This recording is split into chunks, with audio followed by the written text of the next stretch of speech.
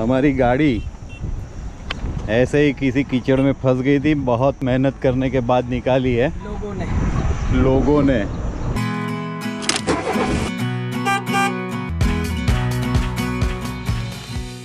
Welcome back to our channel. तो आज हम जो है वो धौड़का आए हैं। धौड़का इसलिए आए हैं कि दो रीज़न्स हैं। एक, हमें सारस क्रेन्स देखने थे और दूसरा, देशल भाई पगी जो है उनसे थोड़ी बातें करनी थी। देशल भाई जो है वो सारस कंजर्वेशन में काफ़ी सालों से एक्टिव हैं। तो हमने सोचा कि चलो आज उनसे बातें करते हैं, सारस के बारे में जानते हैं कुछ। और हाँ, वो एक सारस नेचर सोसाइटी चलाते हैं, उसमें कई सारे मेंबर्स भी हैं जो एक्टिवली पार्ट ले रहे हैं। तो वो सोसाइटी जो है वो क्या क्या काम करती है, देशल भाई क्या क्या काम करते हैं, कैसे शुरुआत हुई, आज ये सब उनसे हम जानने वाले हैं। तो फ़िलहाल हम एक जगह पर आकर बैठ गए हैं। मेरे बाईं ओर लेफ़्ट साइड में बड़ा सा खेतर है जहाँ पर बहुत सारे सारस क्रेन्स हमने देखे हैं।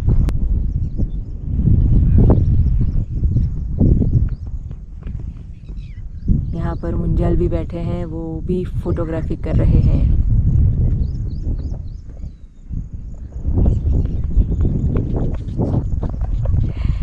गाड़ी हमने काफ़ी दूर पार्क कर दी है और यहाँ पर आकर बैठ गए हैं। अभी सारस जो है वो पहले तो काफ़ी नज़दीक थे, अब काफ़ी दूर चले गए हैं। तो लेट्स सी कि अगर वो पास में आते हैं तो और मज़ा आएगा। थोड़ी देर और इंतज़ार करेंगे, खेत में बैठेंगे, खुली हवा का मज़ा लेंगे।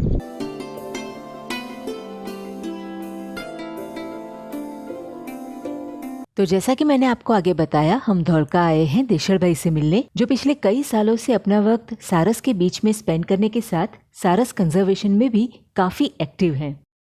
तो फिलहाल हम आगे जाते हुए सारस को भी ढूंढ रहे हैं और वहीं आसपास में ही हम देशल भाई से भी बातें करेंगे।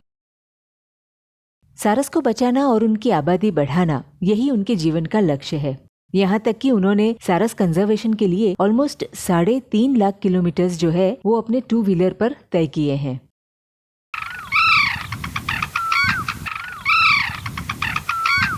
तो आज हम धौड़का आए हैं।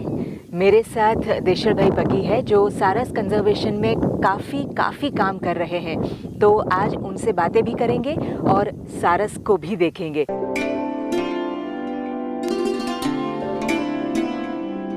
तो उनसे सबसे पहले ये जानते हैं कि ये विचार उनको कहाँ से आया।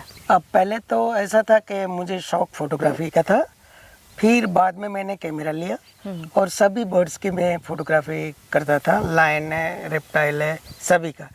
मगर 93 में 1993 में भावनगर में मेरा एक वाइल्ड लाइफ फोटोग्राफी का एग्जीबिशन था जी। वहाँ वो भावनगर जो महाराजा था उनके ब्रदर शिवभद्र सिंह जी आए और पूरा एग्जीबिशन देखकर उन्होंने बोला कि देशल भाई सारस का बहुत ही अच्छा फोटोग्राफ है और यहाँ जो वेलावदर में है 2-4 पैर हमको देखते थे, अभी कम हो गई है।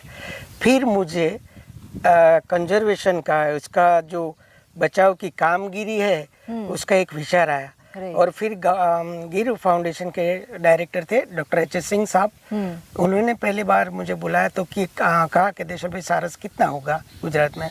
मैंने बोला कि मुझे सर मालूम नहीं है। तो उन्होंने किया कि इसका काउंट करवाए। मैंने बोला हाँ सर। और ये पूरा गांव लोगों का साथ सहकार से कंजर्वेशन का एक बहुत काम चल रहा है। गांव लोग, बच्चे और जो सेवाभावी संस्था है उनके साथ रह के अभी कंजर्वेशन का काम चल रहा है। राइट। तो शुरुआती दौर में तो गांव वालों को कन्विंस करने में आपको बहुत दिक्कत आई होगी जी। तो किस तरह से उन्हें कन्विंस किया आपने? शुरू में तो गांव वाले लोग बोले कि सारस तो आप ले जाइए सर, हमारा इतना पेड़ी बिगाड़ते उसका नेस्ट के लिए घोंसला बनाते, पूरा 5-10 फीट से वो पूरी पेड़ी खींच लाते थे उसमें। हमारे पास पूरा 1-2 एकड़ जमीन है तो बहुत बिगाड़ते, आप सारस ले जाइए। फिर उनको गांव वाले लोग जो समझदार लोग थे उसके घर जाके उसको समझाया कि जो सारस है वो गांव से हिलमिल कर रहता है और आप जब भी जाते हैं तो कैसा बोलता है, वो क्राव क्राव करके वो आपको स्वागत करता है और गांव लोगों को सब अच्छा लगता है। फिर जो जो प्राइमरी स्कूल है उनमें मैं जाता था और टीचर और बच्चों को समझाता है कि भाई सारस आपके गांव में कहाँ कहाँ दिखता है। तो ऐसा हर एक जगह खेड़ा में भी और अहमदाबाद के सभी तालुका में बहुत बड़ा साथ सहकार से एक अच्छी शुरुआत गांव लोगों से समझाने की हुई। और उसमें देखिए हमारे पीछे इधर तो सारस है ही, उस तरफ जो है वहाँ से अभी इतनी सारी उनकी बोलने की आवाज़ आ रही है। वो सारस कह रहा है कि ये देशल भाई हमारे रक्षक से वो आ गए, वो स्वागत करता है अभी।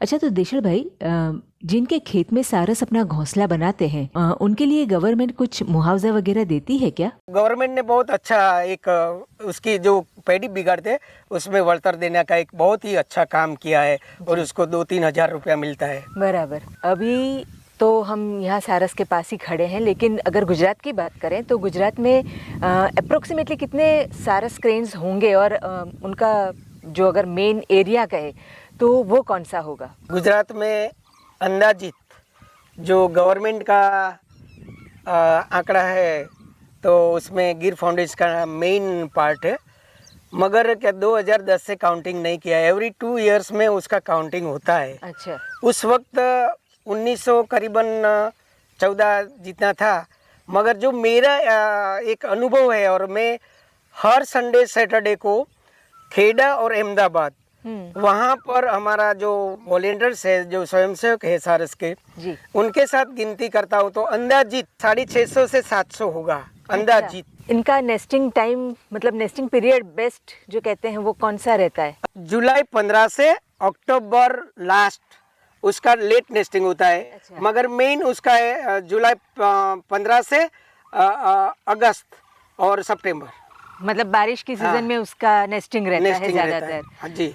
अब बात करते हैं सारस नेचर सोसाइटी आपकी जो है, कितने लोग आपके साथ जुड़े हैं और उसमें क्या क्या प्रवृत्तियां आप करते हैं? करीबन 300-350 स्वयंसेवक है। जहाँ भी सारस दिखा वो उसको कैमरे में लेके फिर सेंड कर देते, साहब ये जगह पर इतना पड़े, ये जगह पे उसकी पाँख कटी हुई है, जगह पे इसका पाँव टूट गया है, ये जगह पे उसको फूड पॉइजन हुआ है।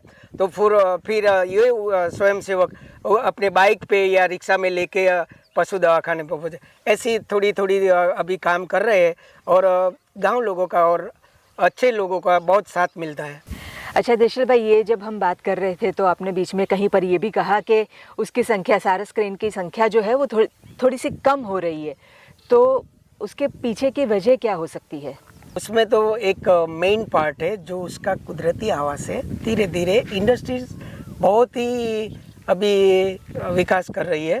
विकास होना चाहिए देश के लिए, गांव के लिए, मगर जहां पर ऐसे जीव जो रहते हैं उसका पहला ऑब्जर्वेशन करके जो इंडस्ट्री को ज़मीन देना चाहिए। दूसरी बात ये है कि अभी जो गांव के लोगों को मालूम नहीं है कि इतने हाईली पॉल्यूटेड जो खाद आता है वो उसमें यूज़ कर रहे ज़्यादा पैदाश के लिए, और अगर हम जागरूक नहीं हुए तो लॉन्ग टाइम में उसका जीवन शायद खतरे के आरे पर आ जाएगा और मे भी पॉसिबल के सारस देखने के लिए न भी मिले। तो हम तो ये बिल्कुल नहीं चाहेंगे कि ऐसा कुछ हो, ना अभी हो ना फ्यूचर में हो, और उसके लिए ज़रूरत है हम लोगों को खुद को जागृत होने की। गांव में या जहाँ पर भी सारस है या जहाँ पर भी नेचर है वहाँ पर हो सके उतना हम केमिकल्स का यूज़ कम करें तो हो सकता है देश के शायद तो हो सकता है कि शायद ये बच जाए और हमारी कई सारी पीढ़ियों को ये नेचुरल हैबिटेट जो है वो देखने को मिले।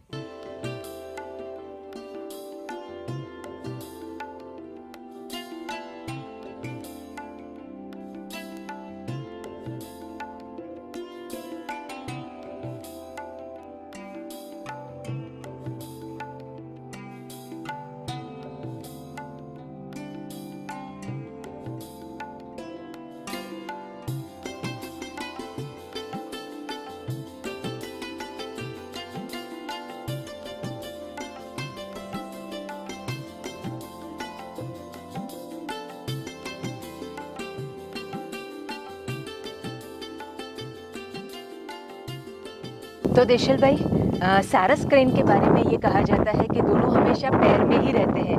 अगर एक बिछड़ जाता है तो दूसरा उसके गम में अपने आप को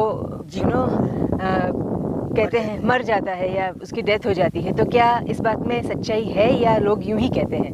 नहीं नहीं, ये बात सही है। भाई सारस का पैर, सारस की जो जोड़ी है उसमें भी है। मेरे सामने एक मेल था, वो ट्रेन के साथ अकस्मात में उसका डेथ हो गया, मृत्यु हो गया। तो फीमेल थी, वो ऐसा जो घाड़बाजी बोलते हैं गुजराती में उसको, तो उसमें छुपी थी। सराउंडिंग एरिया में उकराव करता पूरा दिन, मैं पूरा वीक गया। तो जो जितना भी उसका ग्रुप था उसके साथ में नहीं रहती थी, अलग अलग। अच्छा। और धीरे धीरे उसका शरीर थोड़ा पतला, फिर 1 महीने के बाद वो दिखाई नहीं दी। इसका मतलब है कि सारस जो है वो पूरा जीवन उसका वो जोड़ी में रहते हैं और उसकी जोड़ी टूट जाती है तो एक दूसरे उसके विरह में अपना जीवन खो देते हैं, मर जाते हैं। दूसरा ये कि सारस क्रेन्स की कभी कभी जो कॉल्स होते हैं उनके वो कभी कभी अलग होते हैं, तो उसकी क्या वजह है? जब भी रात को बोलते हैं क्राउ तो इसका मतलब है ये हिंसक प्राणी शियाल या भून या जरक है। हाँ। और दूसरे प्रकार से थोड़ा लंबा बोलते क्राउ तो उसका मतलब है मानस और अलग हो जो पशु है इसके पास है। फिर अपने दोनों जो लंबी डोक है और चोंच वो अद्धर आकाश की ओर करके फिर पाँख उसकी मेल है वही अपनी पाँख फैलाते हैं। अच्छा। और वो लंबा आवाज करके उसका सराउंडिंग एरिया का मतलब कहते हैं कि हम इधर है, उसकी टेरिटरी बताते हैं दूसरे पैर को। अच्छा। इसका जितना भी जो वॉइस है वो डिफरेंट है और इसका मतलब भी अलग अलग है।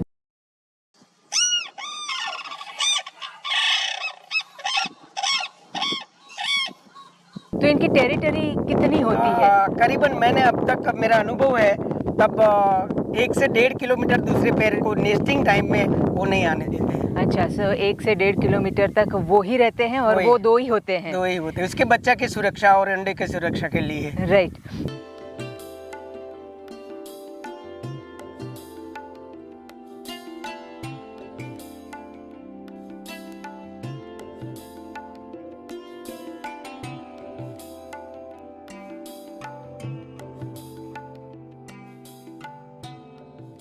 देशल भाई, आपका बहुत बहुत शुक्रिया कि आपने हमें इतना अच्छे से घुमाया, सारस क्रेन के बारे में इतना कुछ बताया।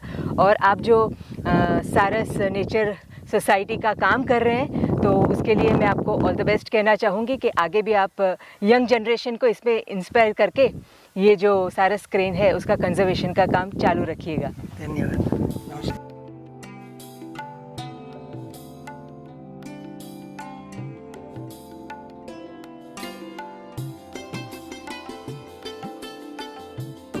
अगर आप नेचर लवर हैं या बर्ड्स में इंटरेस्टेड हैं या वाइल्ड लाइफ में इंटरेस्टेड हैं, सारस क्रेन के बारे में स्पेशली अगर कुछ और जानना चाहते हैं या उसके कंजर्वेशन के बारे में जानना चाहते हैं या उसमें आप कैसे हेल्पफुल हो सके, तो आप हमें कमेंट बॉक्स में ज़रूर बताइएगा। हम आपके सारे मैसेजेस, सारे क्वेश्चंस देशल भाई तक पहुंचाएंगे और प्रॉमिस उनके जवाब भी हम आपको देंगे। तो देशल भाई का सारस को बचाने का कमिटमेंट और डेडिकेशन देखकर हमें ये लगा कि दुनिया शायद ऐसे लोगों से ही कायम है। हम तो बस विश कर सकते हैं कि उनकी इस मुहिम में ज़्यादा से ज़्यादा लोग जुड़े और सारस की संख्या जो है वो बढ़े, ताकि आने वाली पीढ़ियां इस सबसे बड़े, सबसे ऊंचाई पे उड़ने वाले पक्षी सारस को ज्यादा संख्या में देख पाए। तो आप लोगों के लिए बहुत आसान है ये कह देना कि ठीक है, वीडियो में कोई दम नहीं था, चलता है, देख लिया। पर हम जो मेहनत करते हैं, जिन मुश्किलों से गुजरते हैं, उसका शायद ही आप अंदाज़ा लगा सकते हैं। आज के दिन हमारे साथ भी वैसा ही कुछ हुआ था। धौड़का से आगे जो मिट्टी है वो चिकनी मिट्टी जिसे कहते हैं वो वैसी थी और हल्का हल्का पानी था। तो हमने सोचा चलो, वहाँ नदी है एक, तो तालाब है, तो सोचा चलो तालाब में जाते हैं, वहाँ पे देखते हैं अगर कुछ मिलता है तो आप लोगों के लिए। तो वो पानी में हमारी गाड़ी बिल्कुल ही अटक गई, मतलब लिटरली अटक गई। फिर नीचे उतरे गंदे कीचड़ कादव में और रास्ते पे गए, लोगों से हेल्प मांगी क्योंकि बिना रस्सी के गाड़ी हम बाहर नहीं निकाल सकते थे। फाइनली हमें थोड़ी सी हेल्प मिल गई और भैया लोगों ने मिलके गाड़ी बाहर निकाल दी। तो उन सबको तो हम पहचानते नहीं हैं, पर फिर भी हमारे जैसे कई यूट्यूबर्स होंगे जिनके साथ ऐसे कई बार किस्से बनते होंगे और उनको भी लोगों ने मदद की होगी। तो मैं उन सभी को थैंक यू कहना चाहती हूँ कि आप लोगों की वजह से हमारी हिम्मत बनी रहती है। इसके साथ साथ ये भी कह दूँ कि चैनल पर नए हैं तो सब्सक्राइब ज़रूर कर लीजिएगा। हमारा हौसला बढ़ता है आप लोगों के लाइक से, आपकी कमेंट से, आप वीडियो शेयर करते हैं तो। और हमारी छोटी सी यूट्यूब फैमिली बड़ी होती है तो भी हमें बहुत अच्छा लगता है। तो अगर चैनल पर पहली बार आए हैं, नए हैं तो सब्सक्राइब ज़रूर कर दीजिएगा। वीडियो अच्छा लगे तो लाइक, शेयर और कमेंट ज़रूर करिएगा।